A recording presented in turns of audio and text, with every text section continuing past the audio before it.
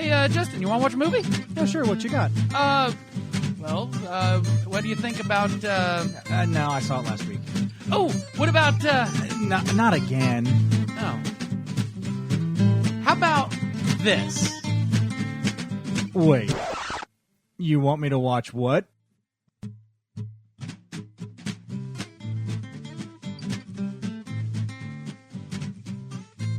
Welcome, Willkommen, and what did you think of Back to School? I am not a huge Rodney Dangerfield fan, but this was okay. This was good. This was okay. Yeah. It'd been so long since I'd seen it that we'll have to talk about that. Yeah. So, all right. So, thank you, everyone, for joining us. This is You Want Me to Watch What? The podcast where Justin and I, who have seen many, many movies individually, are now watching them together and then talking about them. This time we watched the Rodney Dangerfield 1986-ish classic Back to School. So, spoiler alert for a movie several many years old. Mm-hmm. Okay, so listen up. You ever hear about this guy, Thornton Maloney? I don't have a great Dangerfield, but I did write this in a style of Dangerfield. Yeah, his father's got a tailor shop. He's an immigrant. The kid's trying to get by with bad grades. And what does his dad tell him? Hey, if you ain't got an education, you got nothing. Big words, right? Well, the kid's got ambition. So what's he do? Changes his name from Maloney to Mellon. Really? Now he's a big shot in a business world with a chain of plus-size stores. Real self-made man. No respect from the start, but now everyone's kissing his you-know-what. So he's got this kid named Jason. The kid's in college, but he ain't thrilled. He used to be close to his dear old dad, but now, forget about it. His mom's dead. His dad's remarried to some gold digger named Vanessa who's blowing all his dough on fancy parties. And, well, blowing some other stuff, too. Now, Thornton's had enough of her, so he decides he's going to track down his son and make things right. So what's he do? He shows up at the guy's college. Guess what he finds? His son's struggling. C student, a towel boy for the diving team, not even a real member. You believe that? He's got no friends except his nerdy roommate, Robert Downey Jr. I mean, Derek. So as Thornton do? Thornton rolls up his sleeves and like a true Mellon, not Maloney, Mellon, he decides to enroll in college too. He got no degree, no business being there. But you know what? He's got money. So he bribes Ned Beatty, Dean Martin, they make that joke a lot, to let him in. That's how you get things done, folks. Grease the palms. But hold on, it gets better. This fancy pants business school dean, Dr. Bobby, doesn't like Thornton because Bobby's all about theory while Thornton's about the street smarts. Oh, here's the kicker, though. Thornton's got his eye on Bobby's girlfriend, a lit professor named Diane Turner. Guy's a real piece of work. Meanwhile, Jason's got his own problems. He's stuck in his dad's shadow, even though he's finally made the diving team. William Zabka, Chaz, the college jock, just doesn't like that one bit. You know what? Thornton gets the coach to give Jason a shot, because this guy knows what it's like to dive. Real dive master. Jason, still not impressed. Thornton's got some catching up to do in class, because instead of studying, this guy's throwing parties, hiring pros to write his paper. We even get a Kurt Vonnegut cameo, who writes a paper for Mellon's literature class. What a move, right? But Diane, she's not buying it. She flunks him. Says his paper knows nothing about Vonnegut. That was a funny line there. Now Jason's pissed. He thinks his dad bribed the coach into letting him on the team. It's a mess. So then we get all that to set up just for the big showdown. Dr. Bobby accuses Thornton of cheating. Now he's got to face a huge oral exam, or else he's out of there. The guy's ready to bail, but his son stops him. He talks him into sticking around so they can cram for the test together. It's tough, but Thornton pulls through. When the big exam comes, he nails it. Well, mostly. The lit professor asks him to recite poetry. The bad guy asks him to answer one question in 27 parts. You know what? I'm not sure how he pulled it off either. The day ain't over yet, though, because Chaz, the college jock guy, fakes an injury. Thornton then has to dive in the school's championship meet, and he does the triple Lindy. Triple Lindy. What's that? It's an excuse to do something funny in a comedy. A crazy dive, and it wins the whole thing because it's that kind of movie. Later, he finds out Thornton, he passed all his classes with a bunch of D's and 1A from Diane. It saves him. So at the end, Thornton gives the commencement speech as a freshman. Yeah, you heard that right. Apparently, he's the one in charge now. He's even got his doctor stripes, in hood. Don't know how it happened, but the melon's got the respect. Yeah, not quite, but you get the idea. Crazy ride. Credits. You're right. That sounded nothing like Dangerfield. Nope, nothing like him. But I can't read it without trying. Oh, yeah, that's true. Anyway, so yeah. It is a product of its time in a couple of ways. Mm-hmm. And we're just going to let those ways slide. Mm-hmm. Because if we didn't, then we couldn't watch anything older than about 4 years old. This is true. And in about 4 more years, those 4 years will probably... Yep. That'll be all screwed up too. Yep. So tell me, what was your experience there? So, I admit it. For me, it kind of got off to a slow start. Oh. Watching Thornton deal with his wife, soon-to-be ex-wife, and all of those shenanigans. I did like how he handled her gold-digging ways. You know, she's like, I'm going to divorce you. Fine by me. Here's the papers. Well, I'm going to take you for everything you've got. Oh, well, let me show you these Polaroids I've got of you and so-and-so and so-and-so and so-and-so. Like, okay, so he really is kind of, he plays dumb, but he's not so dumb. He knows what's going on. He knows the score. He's not educated, but he's not dumb. This is true. A lot of random cameos that I wasn't expecting in this movie. You know, like William Zabka, Vanessa, what was her name? She's been in tons of movies. She was in Escape from New York.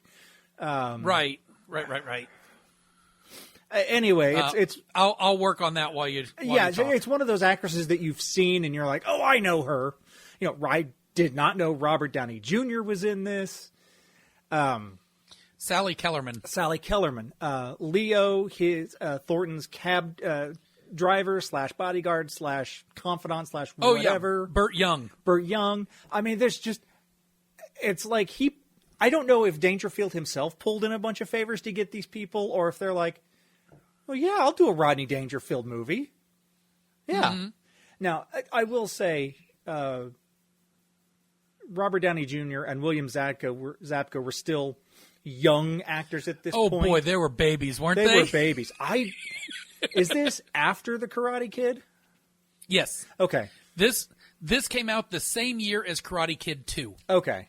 So, Zabka's got a little bit of, notoriety. It's like, oh, I've seen him. He was in that good movie. And I don't remember any of Downey's early works before the 90s. I just don't. Oh, yeah. But that's the thing. When you get into some of these guys that have had such long careers, it's like, I have no idea where you started, really. Yeah. I did enjoy the random cameo by Oingo Boingo. And Oingo Boingo. Can't say. Well, yeah. Suddenly there's Danny Elfman. Like, oh, yeah. Hi. Who also did the soundtrack for the movie. Yeah. Yeah. I'm like, okay, well, that tracks.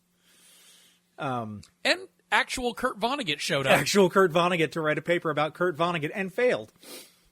Mm-hmm. Yeah. He knows nothing about it. No. Whoever wrote this knows nothing about Kurt Vonnegut. So, I mean, ultimately, yes, this movie is a product of its time. It is clearly an 80s flick because there are certain things, like the relationship between Thornton and the lit teacher. That would not fly today because it would be one thing if she was a professor at the school but not his teacher.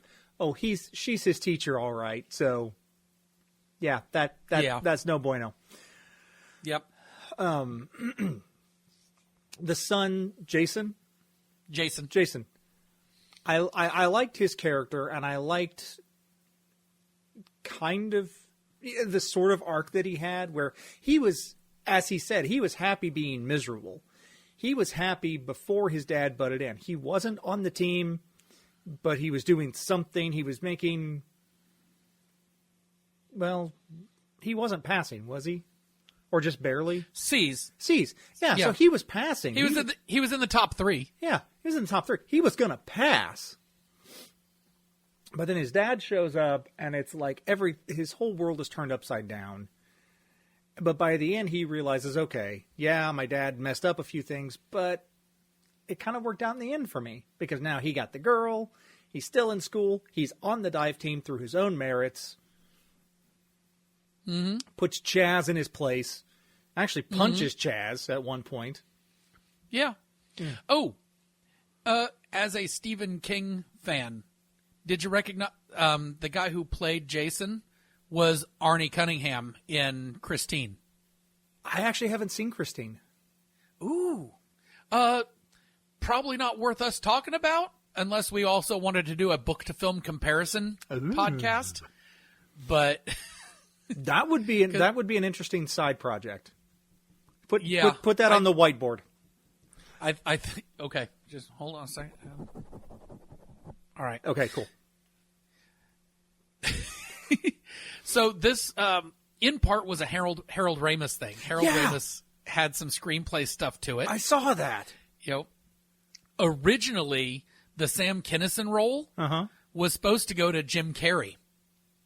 No, I can't see that. Well, it turns out neither could the studios, that Jim Carrey was just going to be too young for that. I mean, makeup can only do so much, but no. It's always a joy when Sam Kinison just pops up out of nowhere and is Sam Kinison. And, man, Sam Kinison's so weird. His stuff is funny and also product of its time. Yeah. So the director, Alan Metter, is the guy who also directed Girls Just Want to Have Fun. The music video? Yeah. Yeah. Well, okay. no, the movie. Oh, the movie. Okay. Yeah, the movie with who was it? Sarah Jessica Parker in that one, and Helen Hunt.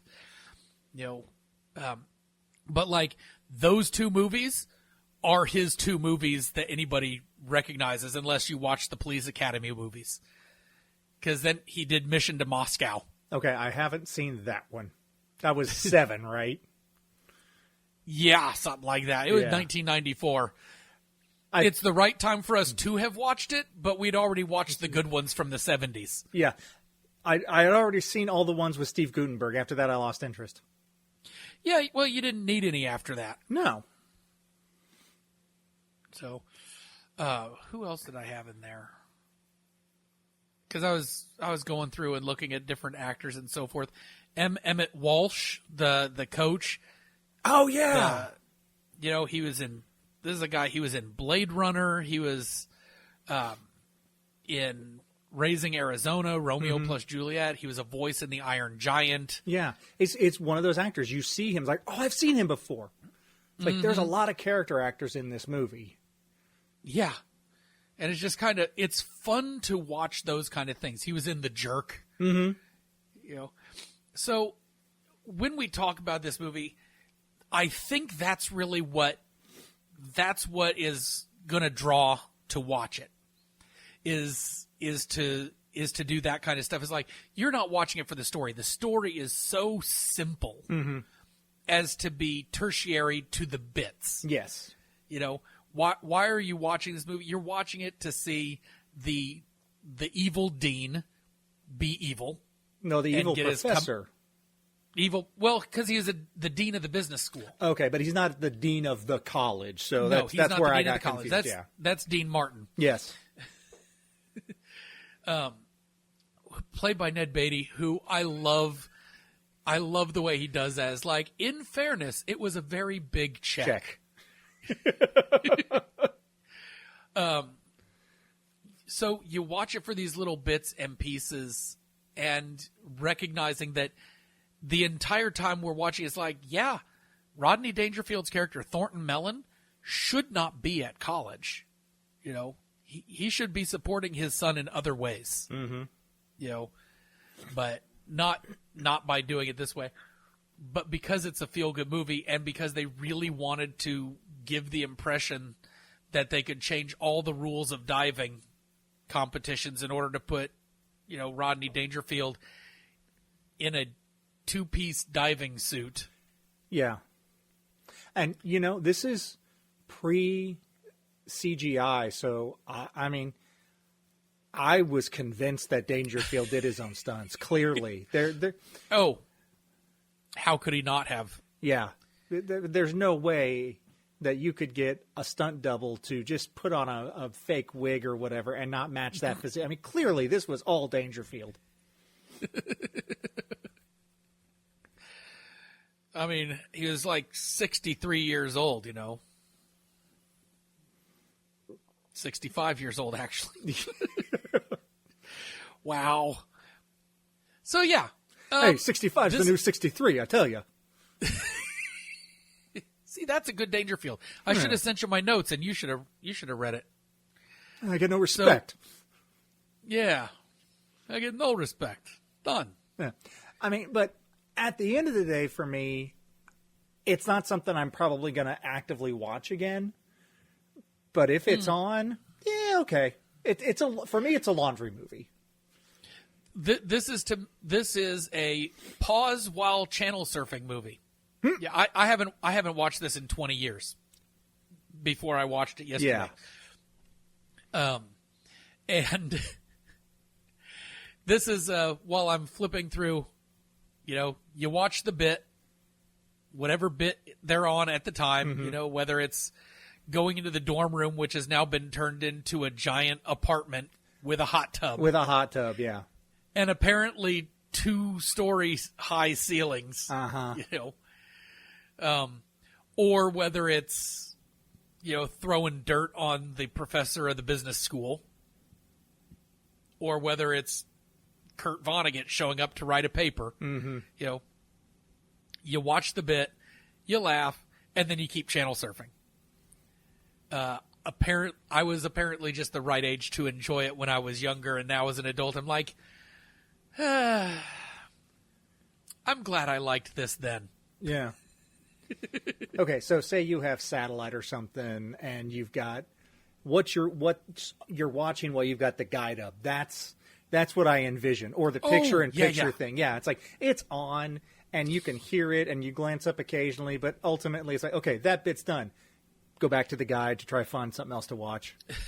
Yeah. So it's not a bad movie, but it's not a particularly good movie anymore for me. And so I think that it's fine to watch, but if it's your favorite Dangerfield movie, may I recommend Caddyshack? I mean, it's no Rover Dangerfield, let me tell you. No, it's no Roller Dangerfield.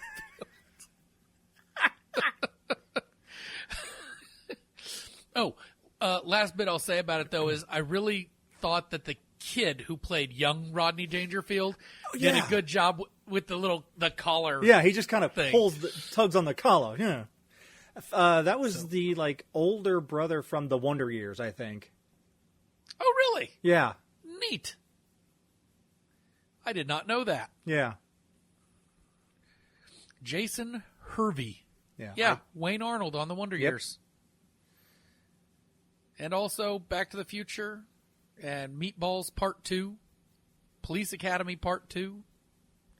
Huh. And guest appearances in Justice League Unlimited. Ooh, did not know that. So. All right. Well, that's. I think that's plenty. That's plenty. We've talked enough about this movie that is not great, not bad, worth your time maybe once, but is not one to be put on repeat. Yeah. All right, so that means it's your turn next, yes? Yes, and I think I got something. Cool.